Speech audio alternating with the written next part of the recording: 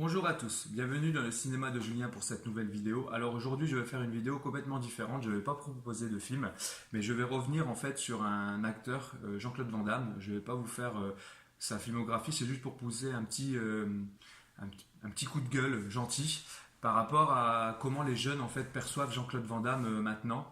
Car Jean-Claude Van Damme maintenant est vraiment montré que dans les vidéos de bêtisier comme quelqu'un de bête qui dit un peu des phrases incompréhensives, un peu voilà.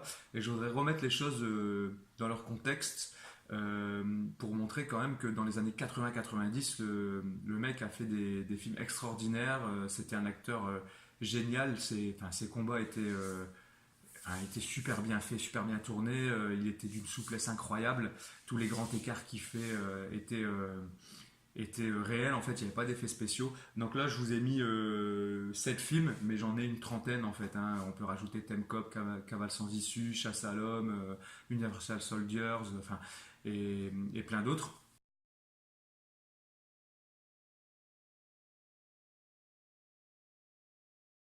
Donc voilà, donc je voudrais seulement remettre les choses au point en disant que quand même le mec est parti, il est né en 1960, en 1982 il a décidé de partir aux États-Unis tenter sa chance, mais de la Belgique. Pas le plus grand pays d'Europe, hein, c'est pas la France, voilà. Donc je sais pas si aux États-Unis on connaissait vraiment la Belgique avant, sans leur manquer de respect bien sûr. Mais voilà, le mec est parti en disant je vais réussir, voilà, je vais faire carrière. Et c'est vrai que maintenant dans le monde de maintenant, on va dire, quelqu'un va dire ça, on va dire ouais c'est ça, vas-y tu rêves.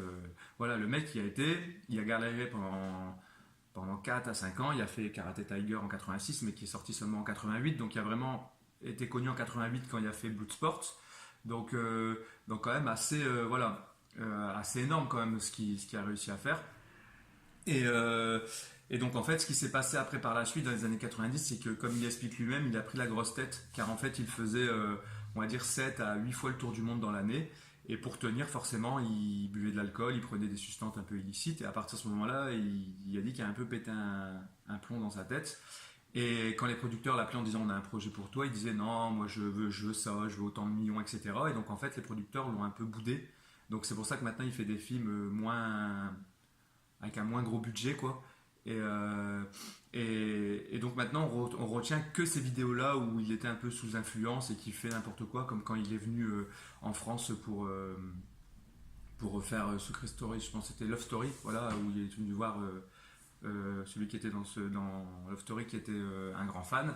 Et moi, ce qui m'a un peu fait aussi un peu rigoler, c'est qu'on se foutait toujours de sa gueule, mais quand il allait sur un plateau, personne ne le coupait.